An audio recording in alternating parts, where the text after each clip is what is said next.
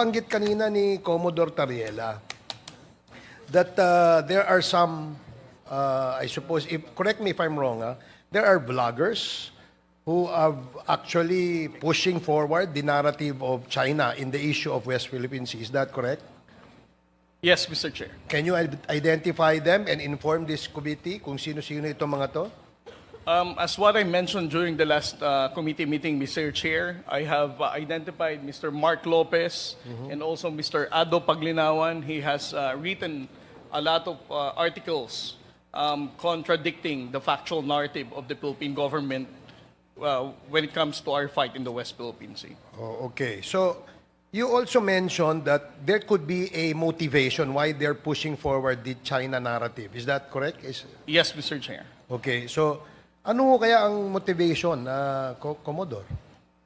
Well, I don't have any idea behind the motivation, Mr. Chair, but we can just probably speculate, no? For some other reason. Based on your speculation, what could have been, or what could have been the motive or motivation of these people who have been pushing forward the narrative of China?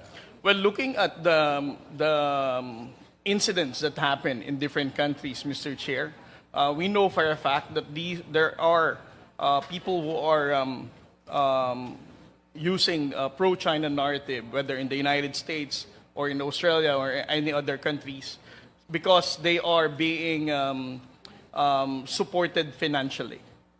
Doon ba sa kanilang mga, did they state some facts on, kagaya po nung sinabi ninyo na sinasabi nila na kayo ang talagang traidor dahil kayo ay naniniwala sa Amerika? Tama po ba yun?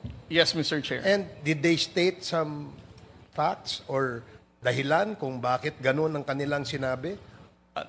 They did not support such claim, Mr. Chair. They just mentioned na taksil ako. And for example, for Mr. Ado Paglinawan, he always enjoyed calling me as tonto of Mr. Ray Powell. Is Mr. Paglinawan here? You are Mr. Paglinawan, sir? Opo. Okay, pwede po bang magtanong sa inyo, sir? Ano ho ang inyong posisyon tungkol sa paglalagay ng mga installations or buildings sa West Philippine Sea ng bansang China? Ano po inyong pananaw dyan? Ang pananaw ko po dito ay hindi napipinto sa pro-China o pro-US. Dahil kami po sa Asian Century PH. With all due respects to the Congresswoman from Bataan, ang aming pong panuntunan, kumukuha kami ng mga aligasyon, pina-fact check namin. At kung may diversion, nagbibigay kami ng sarili naming opinion. Yan po ang proseso na aming sinusundan. Sa pagtatayo po ng mga installation ng China dyan, yan po ay batay sa kanilang pananaw. Maaring mali yan sa ating pananaw, pero sa kanilang pananaw, tama sila. Sige po. Sa inyong pananaw, sino ho may-ari ng West Philippine Sea? Yung tinayuan nila ng installation, Mr. Paglinawan. Unang-una po, kailangan bumalik tayo sa basic definition of terms. Nagbanggit po kayo ng West Philippine Sea. Excuse me po, sir.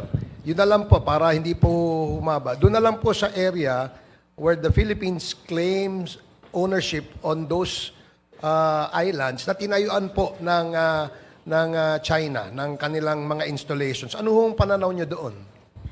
Tayo po ba may-ari noon o sila? Wala po tinatayo ang China sa mga sa mga lugar na ating inokupa. Doon ho sa Scarborough Shoal, wala ho ba silang tinayo doon? Unang-una po, mismo sa testimonya ni Mr. Tariela na antas ng pagpapatupad ng batas ay ang customary law. Yan po ay pinagtitibay ng actual occupation, sustained administrative control, and defense if necessary. Magbibigay po ako ng ehemplo. Noong pong 2012, dito po sa, with all due respects, dito po sa inyong privilege speech, sinight ninyo that the occupation of Scarborough Shoal in 2012 marked a significant turning point with China asserting historic rights as their justification. Isumiti po natin ito sa fact check. Hindi po historic rights ang pinagtitibay ng China sa Scarborough Shoal. Mr. Chair, Ang soberanya po na in-exercise ng China sa Scarborough Shoal Mr. Chair, is out of the fact that we abandoned control after the standoff. Okay, sige po, sir. Teka ho, para ho, medyo lumalawak na tayo kasi sa aking pananaw, I may be wrong. In your case, you may also be wrong. Eh, sabi po ng UNCLOS kasi, yung area yon ay atin. Kaya nga ho, ang tanong ko sa inyo, ano mang inyong pananaw? Wala po kayong maipapakita Mr. sa Chair? akin Mr. Chair, sa UNCLOS na yung area na yan. Hindi ho ba naging dispute yan because ho, nagkaroon nga ho, kaya nga ho nagkaroon ng arbitral ruling noong 2016. Dahil po kiniklaim yan at tayo naman po ay kiniklaim nating ating yan. Sige, ang Commodore arbitral Tariela, ruling excuse po, me lang Mr. sir. Chair. Wait. Excuse me, sir. Order, Si order. Commodore Tariela.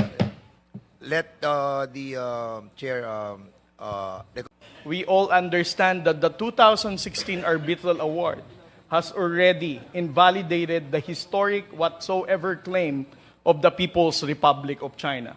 So we should not allow Mr. Ado Paglinawan saying all those lies because as I said, he's a pro-China fake news purveyor and we should not allow him to say those kind of things in this hallowed hall of the House of Representatives. Mr. Chair, abogado po ba si Mr. Pagliawan? we can ask him. You can ask him personally. Abogado po ba Mr. kayo? Ado, you are now recognized. Chairman Abante is asking a question. You can answer him Mr. directly. Chair, Go ahead. abogado po ba kayo, Mr. Pagliawan? Hindi po. Ako po ay marunong lamang Hindi magbasa. po kayo abogado. Ano po? Marunong kayong ano? Marunong lang po akong magbasa. O, pangalawa, ako rin po marunong magbasa eh. Pare-pareho tayo. Opo. Oho. Pangalawa, kayo po ba'y tagapagsalita ng China? Hindi po. Hindi pa. Hindi ho kayo tagapagsalita ng China. Hindi po. Pero parang pinagtatanggol nyo ang China. Hindi po. Hindi, pinagtatanggol nyo ang China. Hindi po. Hindi, pinagtatanggol Ang nyo ang China. pinagtatanggol ko po ay ang katotohanan. Eh, huwag kayong Kung ako'y sumigaw bibigyan dito, nyo ng sapagkat pagkakataon, mas malakas ay ang boses ko sasabihin sa inyo. ang Point base of ko. order, Mr. Chair. Order. Point of order, Mr. Chair. Yes. What's the point of order, Chairman Akop, please? The resource person concerned I think, does not know the rules. So it's better that we remind him of our rules so that any member of this committee will not move to cite him in contempt. I think, Mr. Chair, that is your duty to remind him of our rules. Mr. Ado, please refrain from talking while the members of this committee is still have the floor. So again, Yes, Mr. Chair. Mr. Chair, again, wait. This is a reminder to all of us, no, na mga resource persons, no, to answer, sumagot muna kapag nirecognize na po ng chairman. Para meron po tayong kaayusan sa ating pong hearing. Okay, for Mr. now, Chairman, the for last now- time I check, I have the floor. Mr. Chair. But I beg, I will Mr. Chair, Congressman Ako, please.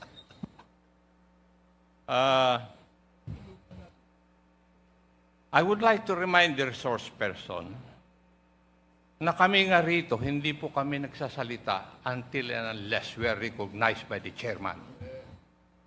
Now, if you're not going to recognize and obey that rule, I'll be compelled to move to cite you in contempt for disrespect.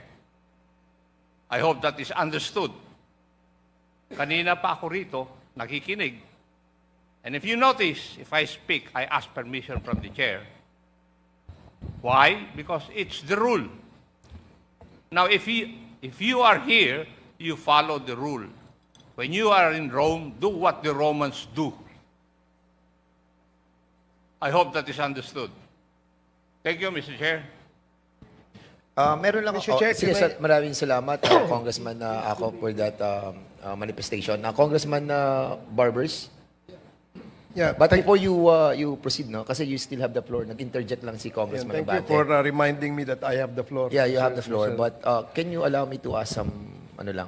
You're I the just wanted to chairman, be educated on this because a while ago, Mr. Ado was telling us that he read about the UNCLOS decision. Is it correct to assume that you have read the UNCLOS decision? You can answer. You are Mr. now Chairman, recognized. Yes. bago po masagot ni Mr. Paglinawan yung tanong na yan, meron no sanang tanong muna na tanungin natin siya, ano ho ba ang inyong expertise? Kayo ba ay expert? Ano ho bang inyong credentials, sir? So that we would know na Mr. Chair, Go ahead. ako po ay nagsilbi na diplomat sa Washington, D.C. from 1986 to 1993. Ano pong position niyo po doon, Ako Mr. po Ado? ay special assistant to the ambassador and concurrent press attaché and spokesperson for the embassy, and for 2 years for the UN Office of the Permanent Representative of the Philippines. And who was the ambassador during that time? Ano po? Sino po yung ambassador during that time?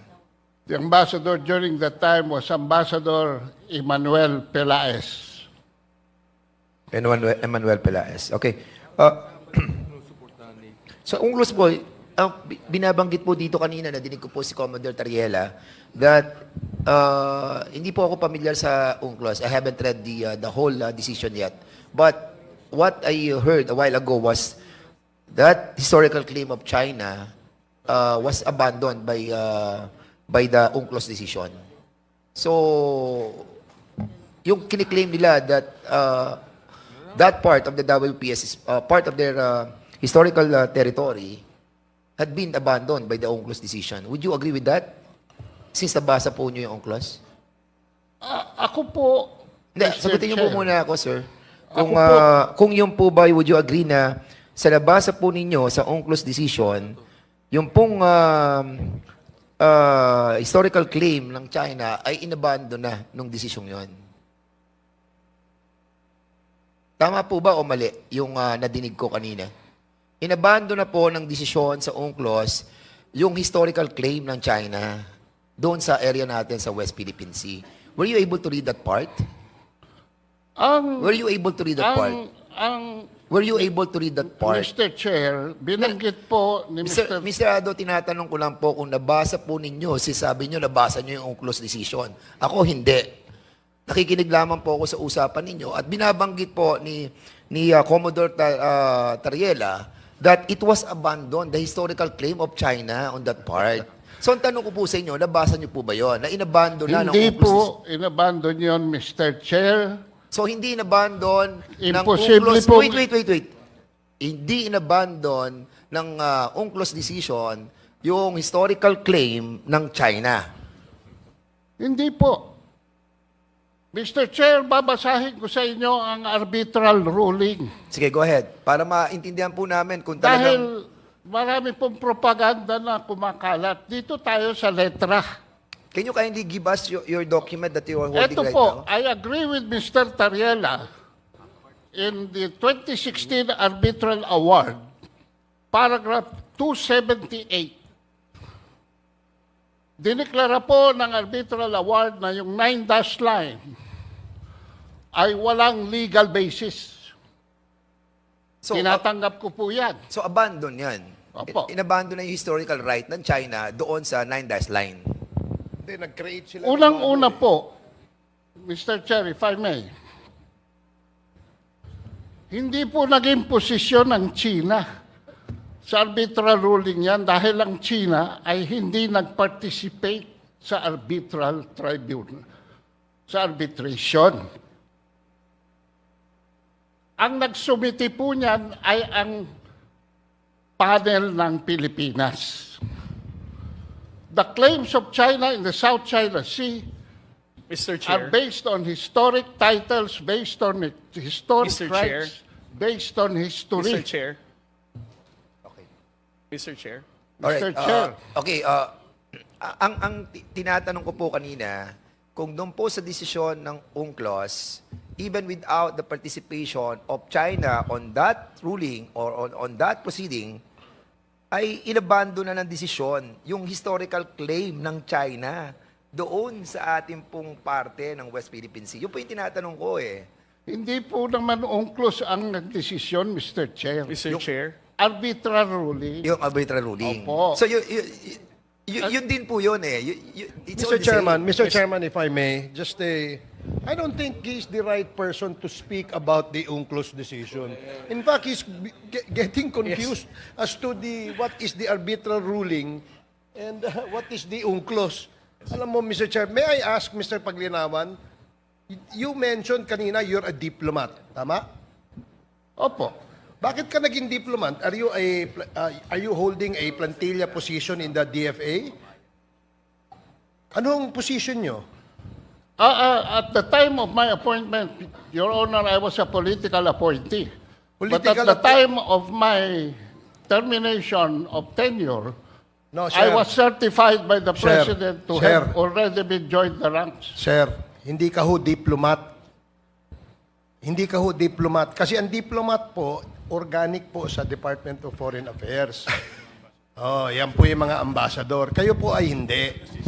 Kung special assistant lang po kayo, you're not the right person to speak about that. Anyway, Mr. Chair, maybe Mr. Chair. we can go to another resource person, Mr. Chair.